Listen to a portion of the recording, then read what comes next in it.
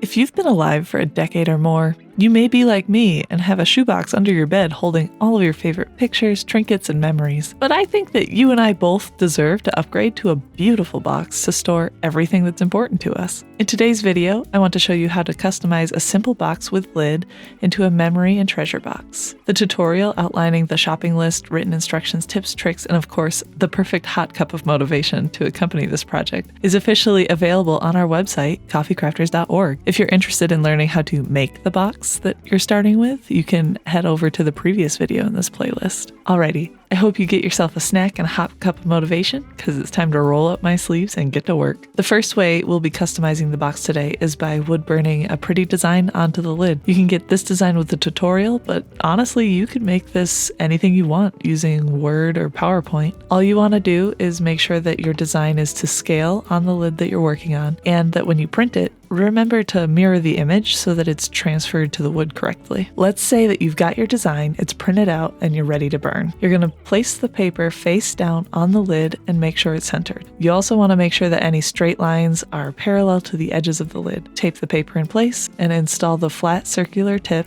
onto your wood burning tool. This is a great time for a quick coffee break while we wait for the tool to get up to temperature. Begin transferring the design onto the wood by applying gentle pressure onto the paper and moving circular motions. Do not stop and accidentally keep your tool in one place for too long. Paper and wood do burn, so the goal here is to heat up the paper and ink enough so that the ink lets go of that paper and bonds to the wood beneath, without burning anything. Pull up the edges of your paper every so often just to see if your design is transferring enough for you. If it's too light or patchy, apply a little bit more pressure and focus on that area. Once the design is transferred well enough that you can follow the lines of the design, turn off your wood burning tool and let it cool completely. Take yet another coffee break or watch a YouTube video. Do not rush the cooling and heating times, please. You really don't want to burn yourself or break your wood burning tool. After your tool is cool, you're going to swap the tool out for the rounded tip like I did, or pick another one that you can easily do straight lines or curves with. Again, you're going to patiently allow that to get up to temperature before you get to burning. Different woods and burning styles need different tool temperatures. I suggest that you purchase an extra box or extra wood when you build your box so that you can do some test burning to make sure you know exactly what temperature setting to use for your project before you do the final one. Follow the design you've transferred over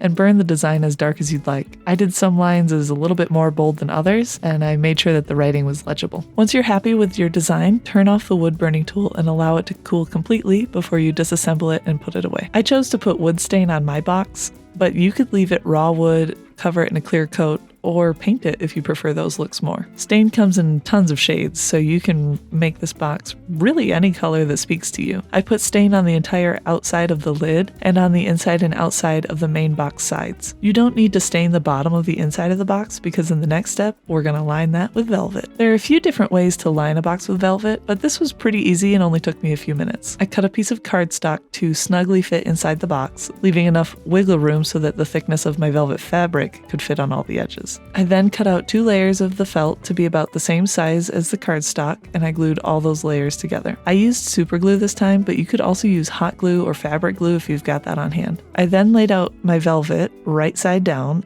and I used my cardstock or felt layers to make sure that I cut a piece of velvet that is about an inch or two bigger than the cardstock in all dimensions. You should be able to easily fold the velvet edges over onto the cardstock. Make sure you lay your layers down on your velvet with the felt side closest to the velvet. This will make sure the bottom of your box feels a little bit cushy and the cardstock can be glued directly to the wood. Make a border of glue all the way around the cardstock about half an inch or so in and fold the velvet onto the cardstock. Hold the fabric down to the glue for a few seconds to ensure that bond is cured. Trim the corners of the velvet that stick up and make sure that everything is pressed down well. We're going to cover up that cardstock with even more glue, and we're going to make sure that we have good coverage in the center as well as the edges, and then we're going to place that into the box. Press everything down for a few seconds, and then you're done.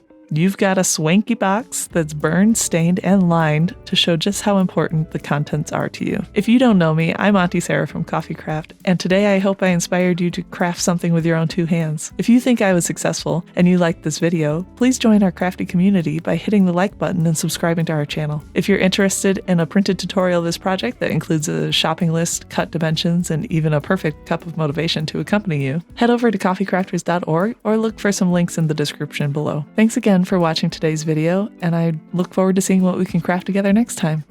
Alrighty, bye-bye.